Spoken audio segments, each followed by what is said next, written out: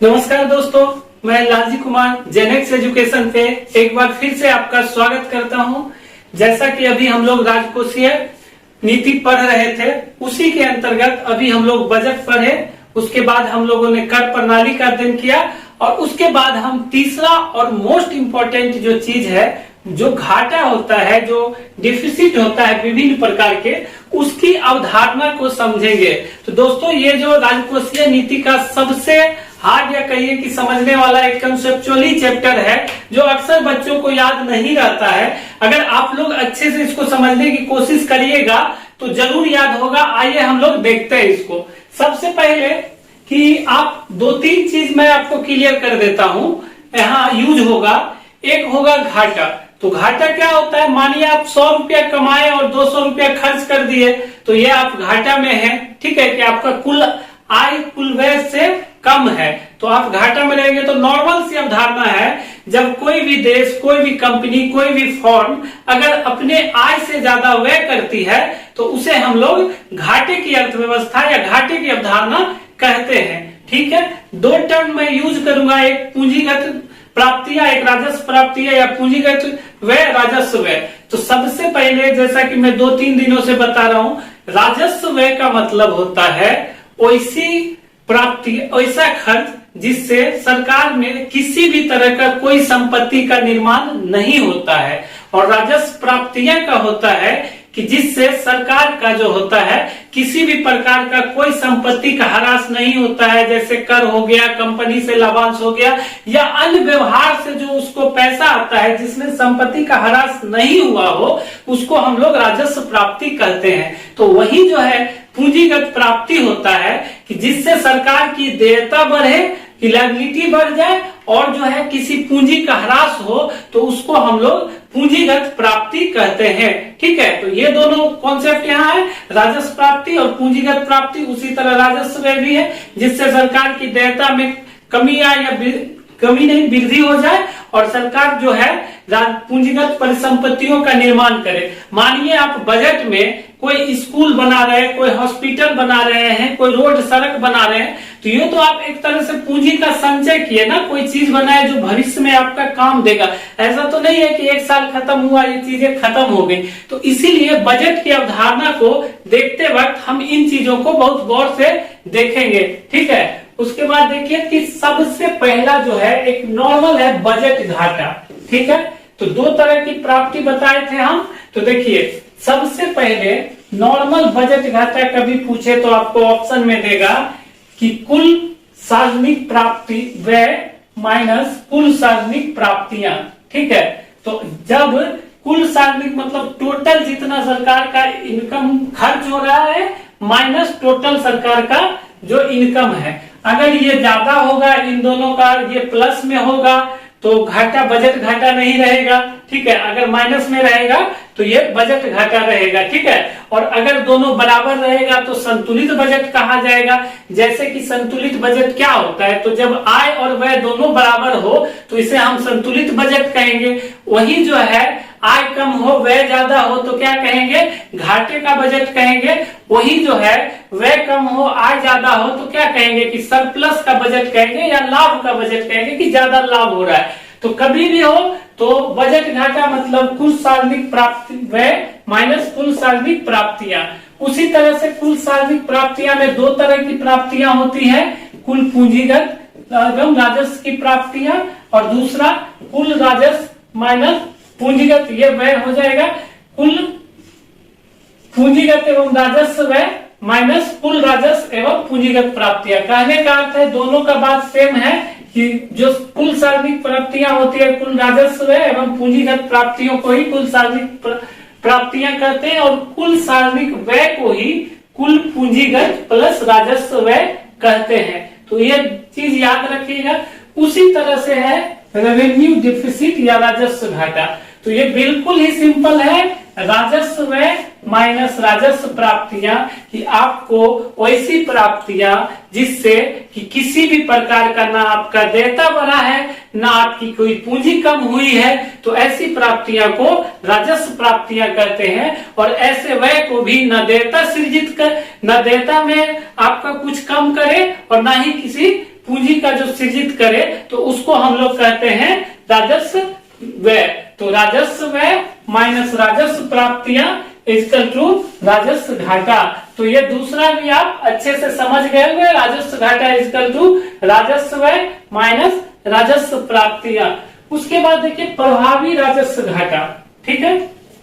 तो प्रभावी राजस्व घाटा का अवधारणा आया था राजस्व घाटा माइनस पूंजीगत परिसंपत्तियों के सृजन हेतु राज्यों का अनुदान।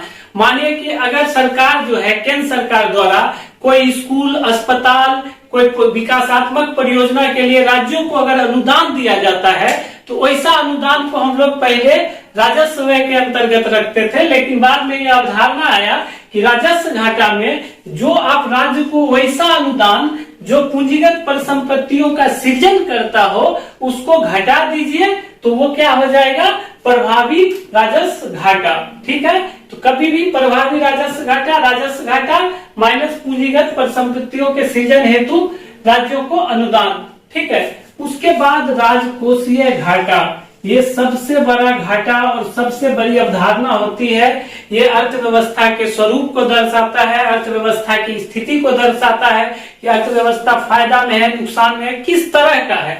तो राजकोषीय घाटा या फिजिकल डिफिसिट में दो तरह से आपको देखना होगा कि सबसे पहले एक नॉर्मल कुल सार्वजनिक आय माइनस कुल सार्वजनिक व्यय। ठीक है, ये दो चीज हम यहाँ भी पढ़ते थे बजट घाटा में भी, लेकिन राजकोषीय घाटा में क्या है कि अगर आपको कोई उधार देना है एवं अन्य देयताओं को छोड़कर व्यय में, मानिए अगर आप कोई उधार चुका रहे हैं या कुछ और, मतलब आप कोई और देयता आपका है तो उसको छोड़कर जो भी आप काम कर रहे हैं, जो भी आप व्यय कर रहे हैं, उधार और देयताएं समानता पिछले वर्ष के आर्थिक क्रियाओं के कारण होती है, तो इसीलिए इसको शामिल नहीं किया जाता है। इसमें कुल सार्वजनिक व्यय माइनस कुल सार्वजनिक आय माइनस कुल सार्वजनिक व्यय, और उसके बाद जो है उधार एवं अन्य देयताओं को छोड़कर कि आप उधार और किसी अन्य तरह का अगर आपका लायबिलिटी है या आप खर्च करते हैं तो उसको छोड़कर जो घाटा होता है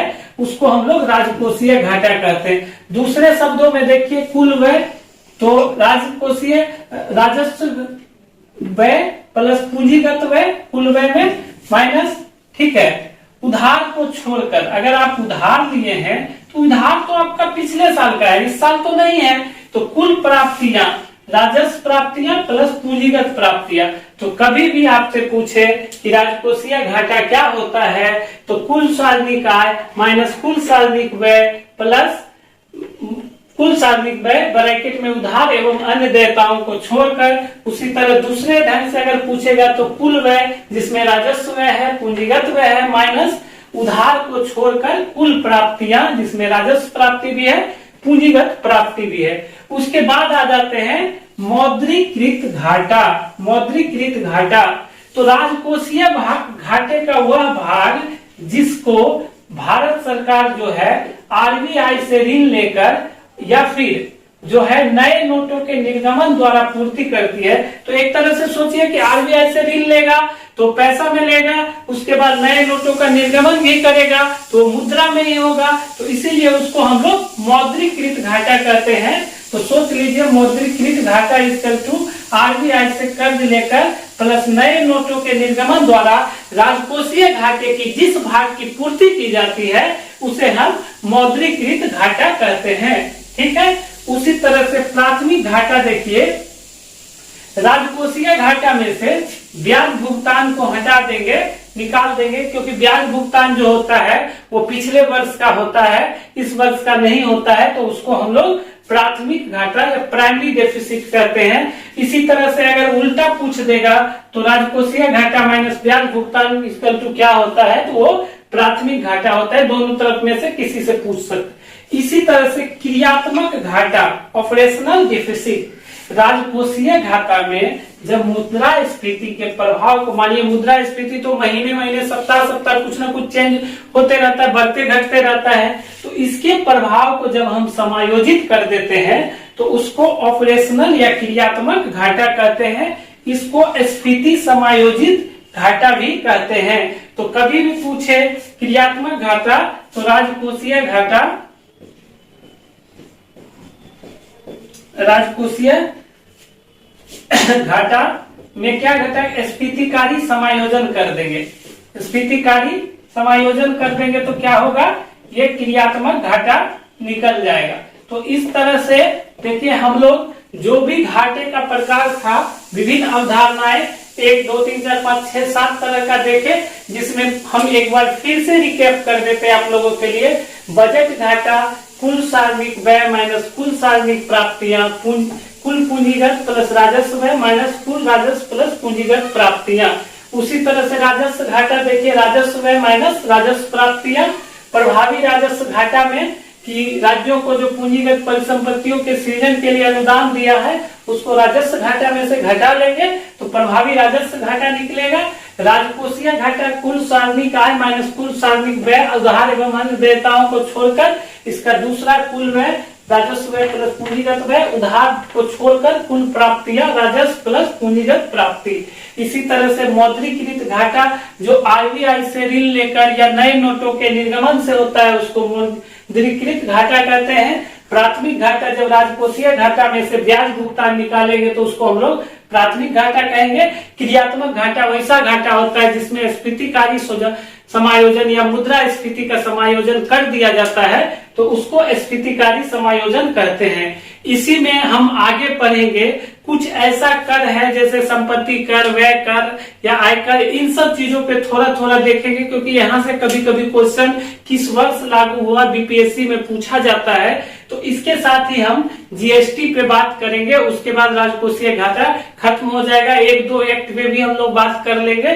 तो इस तरह से अगर आप अभी इसका लेना चाह रहे हैं स्क्रीनशॉट ले लीजिए।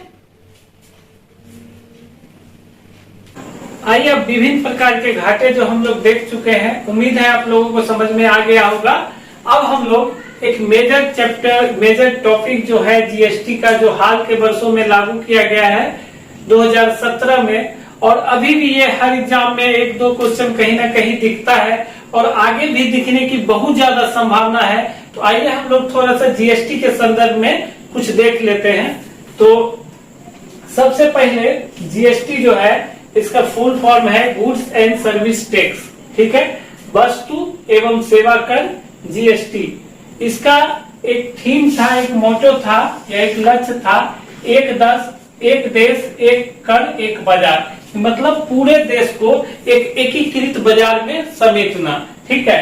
ये एक प्रकार का अप्रत्यक्ष कर है, ये क्वेश्चन पूछा हुआ है। जीएसटी कैसे प्रकार का कर है, तो जीएसटी अप्रत्यक्ष प्रकार का कर है। सबसे पहले आपको बता देते हैं कि जीएसटी जो है एक महत्वपूर्ण सुधार है जिसका प्रयास जो है अटल बिहारी वाजपेयी के जमाने से किया जा रहा है। उसी के काल में 2003 में विजय केलकर समिति ने कर असंगतताओं को दूर करते हुए जो है जीएसटी की सिफारिश की थी कि भारत में जीएसटी लागू होना चाहिए, एक देश एक कर होना चाहिए। जीएसटी लागू होने से पहले विभिन्न वस्तुओं के मूल्य अनेक अलग अलग राज्यों में अलग अलग थे, जिससे कि कालाबाजारी, ये जो इस राज्य से कोई सामान उस राज्य में सस्ता मिल रहा है तो यहाँ से वहां जाना, बहुत जगह टैक्स देना, ये सब सारी समस्याएं हमारे देश में टैक्सेशन में आती थी, जो एक पिछड़ी कर व्यवस्था मानी जा सकती है। और आप इसी से समझ सकते हैं कि भारत जो है 161वां देश है जिसने जीएसटी को लागू किया था, ठीक है। तो हमसे पहले 160 देश लागू कर चुके थे और फ्रांस जो है पहला देश था जो 1954 में ही जीएसटी को लागू कर चुका था। तो हम आर्थिक सुधारों में कितने पीछे हैं उसका अंदाजा इसी चीज से लग सकता है। खासकर 2003 से 2017 तक राजनीतिक विद्वेष कहिए, महत्वाकांक्षी कहिए या एकरूपता की कमी कहिए या संवाद की कमी के कारण, केंद्र राज्य टकराव और भी अन्य मसलों के कारण जीएसटी लागू नहीं हो पाया था। लेकिन मोदी सरकार के गठन के बाद विभिन्न मोर्चों पर जो संवाद कायम किया गया और अन्य तरह से राज्यों को विश्वास में लेकर सहकारी संघवाद को बढ़ावा देते हुए जो है जीएसटी काउंसिल का गठन किया गया और साथ ही 1 जुलाई 2017 से जीएसटी को लागू किया गया है। तो आइए हम लोग जीएसटी के संदर्भ में कुछ वनडे एग्जाम में जो पूछे जा सकते हैं उस पर गौर कर लेते हैं। तो सबसे पहले 1 जुलाई 2017 को जीएसटी लागू किया गया 101वां संविधान संशोधन के माध्यम से। तो कभी भी पूछे तो 1 जुलाई 2017 101वां संविधान संशोधन के माध्यम से। इसको लागू करने की सिफारिश विजय केलकर समिति ने 2003 में दी थी। विजय केलकर समिति की अनुशंसा से भारत में जीएसटी लागू हुआ। सबसे पहले असम में जीएसटी लागू किया गया। सबसे पहले असम था जो जीएसटी लागू किया, और उसके बाद जो है जम्मू कश्मीर अंतिम राज्य के रूप में उस समय लागू किया, जबकि अभी जम्मू कश्मीर एक यूनियन टेरिटरी है। ठीक है, जीएसटी के कारण, जीएसटी में आप देखिएगा कि जितने भी प्रमुख अप्रत्यक्ष कर थे, व्यापार, सेवा, इन सब चीजों से संबंधित, चाहे वो राज्य सरकार के हो चाहे वो केंद्र सरकार का है, सभी को एक साथ समाहित किया गया और उसको वसूलने का काम केंद्र सरकार के द्वारा किया जाता है। केंद्र सरकार, तो ये क्या होता है कि कर संग्रह जो है केंद्र सरकार के पास जमा होता है, तो इससे क्या होगा कि राज्यों को जो है एक भरपाई किया जाएगा, क्योंकि एक राज्य से सारे टैक्सेशन के अगर अधिकार छीनकर एक एकीकृत व्यवस्था में समाहित किया जाए तो एक तरह से प्रथम दृष्टिया यह केंद्रीकरण का तत्व लगता है। दूसरा कि राज्य को एकाएक जो है रिसोर्सेज का साधन खत्म हो जाएगा, जिससे राज्य अपनी कल्याणकारी योजना एवं अन्य खर्चों के लिए धन नहीं जुटा पाएंगे। तो इसी सब के कारण केंद्र सरकार द्वारा 5 वर्ष तक राज्यों को जीएसटी के कारण होने वाले नुकसान की भरपाई किए जाने की बात की गई है। ठीक है, यहाँ जो है 5 दरें लागू है, 0%, 5%, 12% और 0%, 5%, 12%, 18% और 28%। ठीक है, शराब और पेट्रोलियम को इससे बाहर रखा गया है। शराब और पेट्रोलियम को इससे बाहर रखा गया था और अभी भी है। शुरुआत में शिक्षा, स्वास्थ्य भी इससे बाहर था, लेकिन धीरे धीरे जो है प्राइवेट एजुकेशन और जो है स्वास्थ्य में भी कुछ चीजों पर जो जीएसटी है अब लगना शुरू हो गया। छोटे कारोबारी जो थे, जिनका टर्नओवर 40 लाख वार्षिक है और पूर्वोत्तर में 20 लाख वार्षिक वाले टर्नओवर वाले व्यापारियों को इससे बाहर रखा गया। तो ये दोनों टर्म याद रखिएगा। सबसे पहले जीएसटी, जैसा कि मैंने बताया था कि फ्रांस में लागू किया गया था।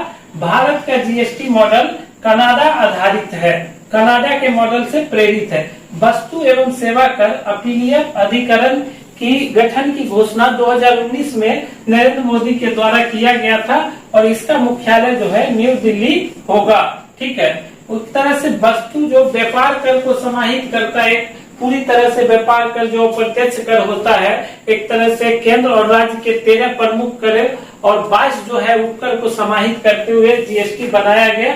गंतव्य आधारित कर का मतलब है कि अगर कोई वस्तु, मानिए कि कोई भी राज्य में बना, मानिए कि महाराष्ट्र में किसी चीज का कच्चा माल खरीदा गया, उसका प्रोसेसिंग हुआ और वह आकर अगर बिहार के पटना शहर में बिकता है तो पटना में ही उस पे जीएसटी लगेगा, कि जहां उसकी बिक्री होगी वहां पर जीएसटी लगेगा। जीएसटी काउंसिल का गठन 101वें संविधान संशोधन के द्वारा किया गया, जो आर्टिकल 279A में इसको समायोजित किया गया और उसके अंतर्गत जीएसटी काउंसिल का गठन किया गया। कभी भी आपसे पूछे कि जीएसटी काउंसिल के अध्यक्ष कौन होते हैं, तो केंद्रीय वित्त मंत्री जीएसटी काउंसिल के अध्यक्ष होते हैं। सदस्य के रूप में केंद्र सरकार का और एक मंत्री केंद्रीय वित्त राज्य मंत्री होता है।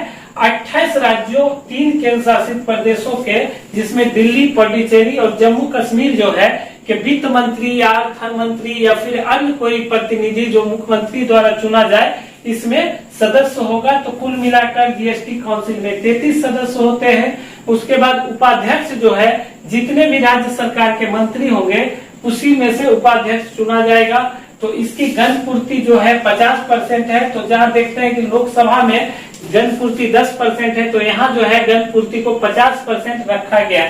निर्णय उपस्थित एवं मतदान करने वाले के 75% बहुमत से 3/4 भाग से। तो आप समझ सकते हैं कि 70-80% जब लोग किसी मत पे सहमत होंगे तो एक तरह से एक संभाव वाला मत होगा कि एक कहिए कि ये संवाद का परिभाषा दे रहा है कि पूरी तरह से ज्यादा मेजोरिटी से किसी चीज को जीएसटी काउंसिल के द्वारा निर्णय लिया जाएगा। तो ये सारा चीज जीएसटी से रिलेटेड था, जिसको हम लोग देखे। जीएसटी के संदर्भ में यह सारी बातें आपको पता होना चाहिए, एक बेसिक चीज है, क्योंकि इसके माध्यम से आप अगर कभी कहीं क्वेश्चन पूछा तो आप इसको हल कर पाएंगे। इसके बाद हम लोग वित्त आयोग देखते हैं और कुछ अन्य प्रमुख जो कर हैं जो भारत में लगाए गए और जिसको बार बार पूछा जाता है, उसको हम लोग एक बार देख लेंगे। उसके बाद ये जो राजकोषीय घाटा या राजकोषीय जो नीति वाला जो बहुत बड़ा चैप्टर है वो हमारा खत्म होगा। तो आइए हम लोग देखते हैं वित्त आयोग एवं अन्य जो प्रमुख कर हैं दोनों को एक साथ देखते हैं। आइए अब हम लोग देखते हैं वित्त आयोग, फाइनेंस कमीशन। ठीक है, वित्त आयोग क्या होता है, वित्त आयोग के क्या काम है। तो सबसे पहले वित्त आयोग एक संवैधानिक आयोग है।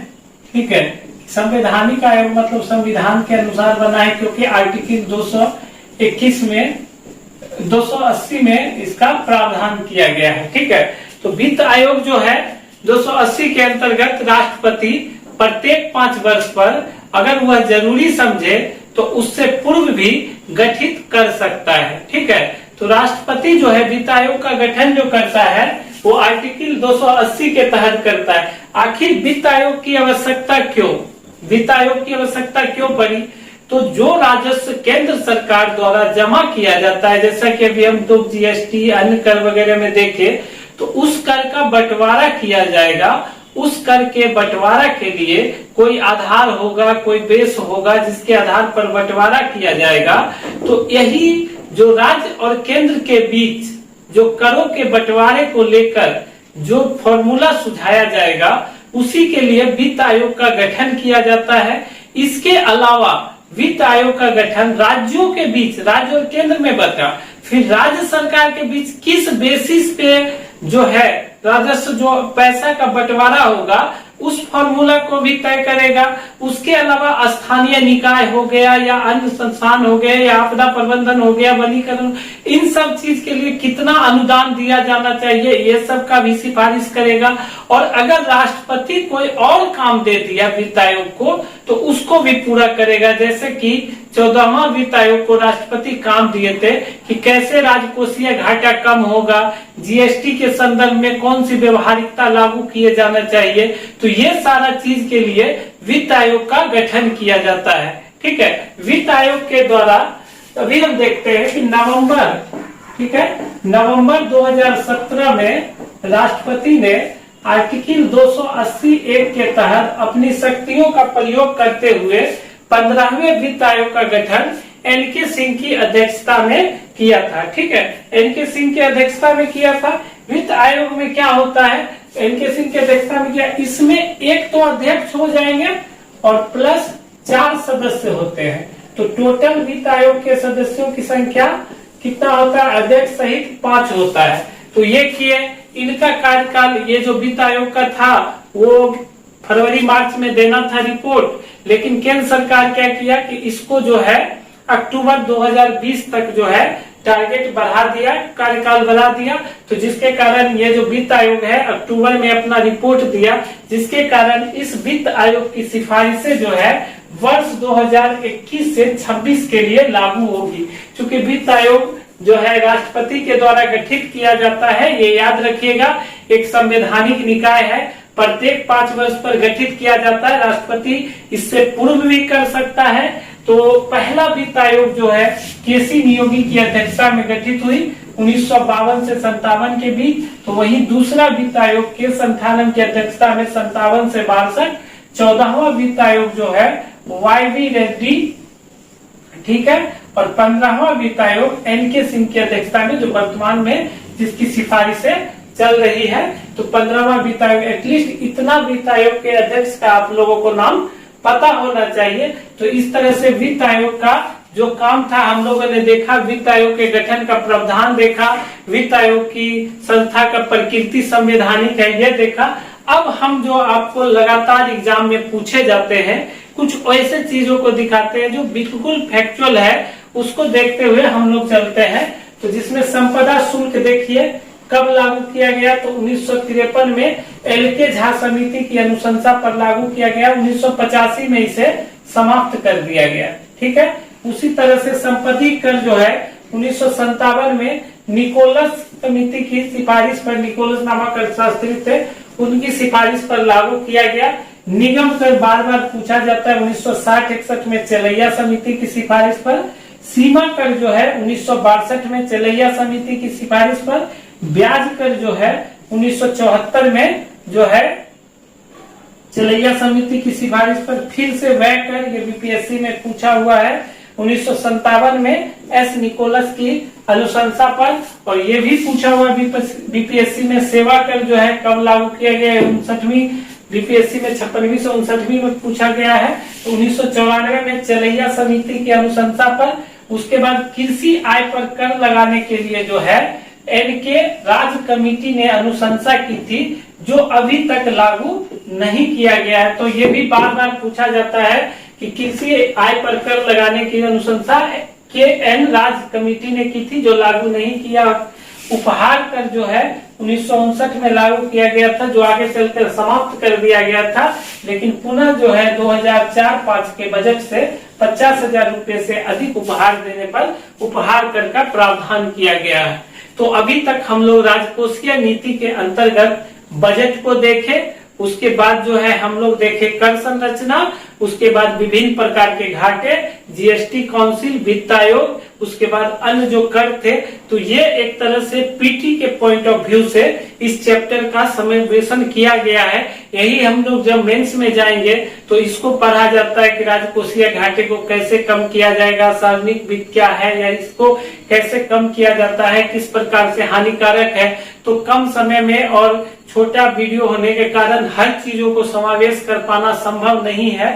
आप भी कुछ चीजों जो फैक्चुअल हो, जैसे कि जो समिति रिलेटेड हो कर से, उसको देखिए, विभिन्न प्रकार के कर को देखिए। इन सब चीजों के माध्यम से आप अपने तैयारी को बेहतर बना सकते हैं। हमारा प्रयास है कि आपको एक दिशा देना, जो हम कोशिश कर रहे हैं। आप लोगों का प्यार भी हम लोगों को मिल रहा है काफी ज्यादा। इसे आगे इसी तरह बनाए रखिए। आगे हम लोग जो है मुद्रास्फीति और बैंकिंग में से किसी एक चैप्टर के साथ शुरुआत करेंगे। तब तक अगर आपको किसी भी टॉपिक में कोई भी प्रॉब्लम हो या किसी तरह का अन्य वीडियो आप चाहते हैं कि हमारे टीम के द्वारा बनाया जाए, तो आप कमेंट बॉक्स में लिखकर हमें बता सकते हैं। तब तक के लिए आप देखते रहिए और अच्छे से आप चीजों को समझिए, पढ़िए। हम आपके साथ रहेंगे, बने रहेंगे। तब तक के लिए जय हिंद।